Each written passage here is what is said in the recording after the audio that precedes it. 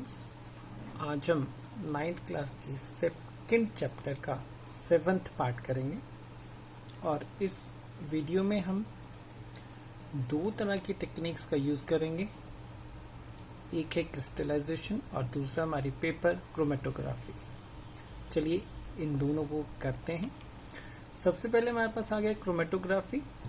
अब क्रोमा इसका मतलब होता है कलर, और ये विधि, ये टेक्निक उन मिश्रणों को पृथक करने के लिए उपयोग में लाती है जिनकी मात्रा बहुत कम हो। मतलब हमें थोड़ा सा द्रव दिया गया है और हमें उसमें डिफरेंट कॉन्स्टिट्यूएंट्स को, घटकों को अलग करना होता है। और इस विधि में हमारे पास मुख्यतः दो तरह के फेज होते हैं, एक मोबाइल फेज और एक स्टेशनरी फेज। मतलब एक चलने वाला माध्यम और एक स्थिर माध्यम। और जो घटक हमने अलग अलग करने होते हैं, पृथक करने होते हैं, वे घटक जो हमारा मोबाइल फेस है, जो चलने वाला हमारा माध्यम है, उस माध्यम में घुलकर वो स्थिर माध्यम के ऊपर चलता है। और इन दोनों घटकों की जो स्पीड है चलने की वो अलग अलग होगी, और जिस कारण हमारे ये दोनों घटक आसानी से अलग अलग हो सकते हैं। फिर आपको थोड़ा सा क्लियर कर दूं कि इसमें मिश्रण के जो घटक हैं, इसके जो कॉन्स्टिट्यूएंट्स हैं, जो कंपोनेंट्स हैं, उनकी किसी मोबाइल फेस में जो स्पीड रहेगी वो अलग अलग रहेगी। अब इसी को करने के लिए हमारे पास जो टेक्निक हम इस्तेमाल करते हैं वो इस प्रकार से है। इस वाले में हम क्या करते हैं कि हमारे पास एक ये फिल्टर पेपर लिया गया और इस फिल्टर पत्र के ऊपर हमने एक पेंसिल से लाइन लगानी है। पेंसिल से इसलिए क्योंकि पेंसिल का जो कलर है वो नीचे यहाँ पे जो भी हम सॉल्वेंट देंगे उसमें ये डिजॉल्व नहीं करती लाइन। और इसके ऊपर हमें जो घटक अलग करना होता है, जो हमने मिक्सचर सेपरेट करना होता है, उसकी एक ड्रॉप डालते हैं और इसको हमने पहले सुखा लेना है। उसके बाद हमारे पास जो फिल्टर पेपर, हम इस फिल्टर पेपर को किसी पेंसिल की हेल्प से इस जार के अंदर सस्पेंड करेंगे और इस तरह से सस्पेंड करेंगे, लटकाएंगे कि ये फिल्टर पेपर इस जार के किनारों और इस जार के लोअर जो इसका हिस्सा होगा, जो इसकी तली होगी, बेस, उसके बेस होगा, उसके साथ टच नहीं करेगा। दूसरी बात, यहाँ जो हमने लिक्विड डालना है, जो मोबाइल फेस डालना है, जो चलने वाला फेस डालना है, वो या तो वाटर रहता है या हमारे पास आइसोप्रोपाइल अल्कोहल हम इसके अंदर इस्तेमाल करते हैं। यूजुअली हम इसके अंदर पानी का उपयोग ही ज़्यादा करते हैं।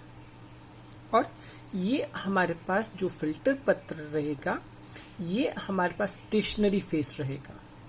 अब हमें पता है कि जब हम फिल्टर पेपर को या ब्लॉटिंग पेपर को पानी में टच करेंगे तो ये जो पानी है ये कैपिलरी एक्शन से, जो इसके अंदर छोटे छोटे जो छिद्र हैं, उसके छिद्रों की सहायता से पानी यहाँ से ऊपर चलने का प्रयास करेगा। और जब पानी इस स्तर तक आएगा तो जो हमारी यहाँ पे डाई थी, इंक थी, वो पानी के अंदर डिजॉल्व करना शुरू हो जाएगी और जो इसके घटक हैं वो आसानी से अलग अलग हो सकते हैं। अब इसको दिखाने के लिए ये हमारे पास डायग्राम दिया हुआ है कि पहले हमारे पास इसके फर्स्ट डायग्राम है। स्टार्टिंग में हमने वाटर लेवल स्टार्टिंग इतना लिया है। अब यहाँ पर दो आपको अलग अलग कलर्स दिखाए गए हैं कि ये अलग अलग colours, it may be comprises of 3 components, it may be comprised of 2 components। और जब तक ये वाटर लेवल नीचे से ऊपर तक जाएगा, इसके अंदर जितने घटक होंगे उनकी स्पीड अलग अलग होने के कारण हमें ये घटक अलग अलग मिल जाएंगे। अब यहाँ पर देखिए, ये आपको किसी मिक्सचर का एक रिजल्ट दिखाया गया है कि ये मिक्सचर हमारा कैसे बाद में आसानी से इसको सेपरेट किया जा सकता है। अब चलिए इसको दिखाने के लिए एक छोटी सी मैं आपके साथ वीडियो शेयर करता हूं कि ये हमारा जो मिश्रण है वो किस ढंग से पृथक किया जा सकता है।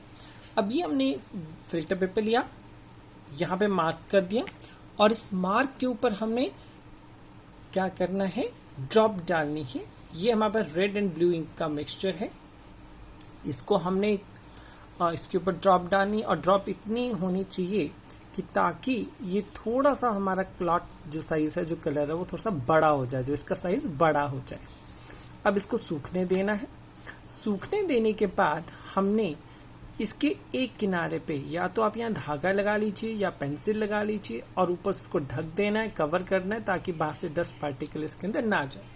और यहाँ पे हमने या तो वाटर ले लिया या हमने आइसोप्रोपाइल अल्कोहल ले लिया। अब जैसे जैसे टाइम के साथ बढ़ते बढ़ते ये ऊपर जाएगा। अब देखिए इंक हमारी जो थी वो डिसॉल्व करना शुरू कर दी इसने, और इसके अंदर जो कंपोनेंट हमारी रेड और ब्लू इंक थी, और इसमें हमारे पास अगर हम इसको थोड़ा सा स्टॉप करके देखें, जो ब्लू वाले इंक की जो स्पीड थी वो कंपैरेटिवली ज़्यादा है as compare to red ink. इस कारण हम दोनों को आसानी से अलग अलग प्राप्त कर सकते हैं। और ये था हमारे पास कि हमने इसको किस ढंग से इसको पृथक करना है। अब अगली जो टेक्निक है वो हमारी है क्रिस्टलीकरण। तो ये विधि क्या है? It is a process of obtaining a pure solid in the form of the crystal from its saturated solution. किसी ठोस लवण के संतृप्त विलयन से ठोस लवण के क्रिस्टल्स, रवे, हिंदी में रवे बोलते हैं, इसको प्राप्त करने की विधि को क्रिस्टलीकरण कहते हैं। अब यहाँ पर हमारे पास एक कॉपर सल्फेट की दिया है कि कॉपर सल्फेट को हम कैसे अलग करेंगे। ये हमारे पास कॉपर सल्फेट का इम्प्योर सैंपल है, अशुद्ध सैंपल है। अब इसको क्रिस्टल्स बनाने के अलग अलग तरीके रहते हैं, लेकिन यहाँ पर आपकी जो बुक में दिया गया उसी तरीके के हिसाब से लिखा हुआ है कि हमने 5 ग्राम कॉपर सल्फेट को थोड़े से पानी में डालना है, और उसके बाद इसको जब घोल बना दिया, सॉल्यूशन बना दिया, तो हमने इसको फिल्टर करके इम्प्योरिटी निकाल देनी है, और उसके बाद इसको हीट करके चाइना डिश में इसको हीट करना है ताकि ये बिल्कुल सैचुरेटेड संतृप्त विलयन बन जाए। उसके बाद जब संतृप्त विलयन बन जाएगा तो हमने इसको गर्म करना बंद कर देना है, और उसके बाद इसको ढक देना है। और ढकने के बाद जो हमारे पास क्रिस्टल्स होंगे वो 1 या 2 दिन के बाद वो नीचे इसके सेटल डाउन कर जाएंगे।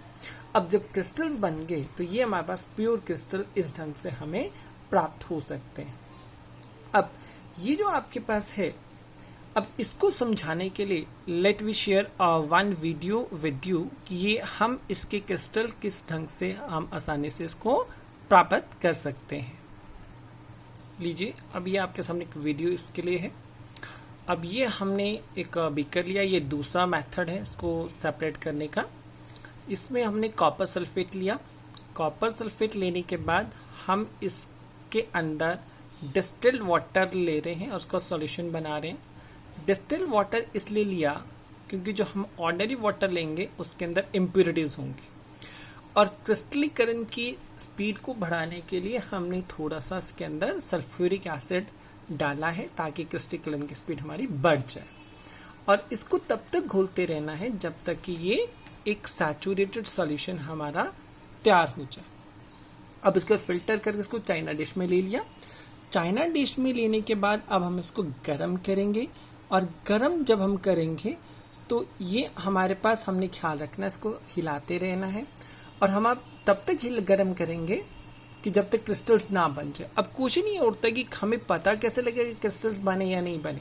उसको देखने के लिए हम इस रॉड को लेंगे और इस रॉड के ऊपर फूंक मारेंगे। अगर इस रॉड के ऊपर हमें कोई क्रिस्टल्स चिपके हुए दिखाई दें, इसका मतलब हमारा जो क्रिस्टलीकरण का जो पॉइंट है वो पहुंच चुका है, अन्यथा हम इसको और गर्म करेंगे। उसके बाद हम इसको कवर करके इसको ढक देंगे, और जब कवर करके ढक देंगे उसके बाद इसको हमने क्रिस्टल्स को इसके वॉश करना है। अब ये देखिए हमारे क्रिस्टल्स तैयार हो गए। अब क्रिस्टल्स तैयार होने के बाद ये इस प्रकार से हमारे क्रिस्टल्स रेडी हो गए। तो इस प्रकार से हम इसके क्रिस्टलीकरण को हम अलग क्रिस्टलीकरण से हम शुद्ध रवे प्राप्त कर सकते हैं, क्रिस्टल्स प्राप्त कर सकते हैं। तो आज हमने 2 तरीके के ये इसको मिश्रण को अलग करने के लिए, एक है हमारा क्रिस्टलीकरण का और दूसरा हमारा था क्रोमेटोग्राफी का। Thank you.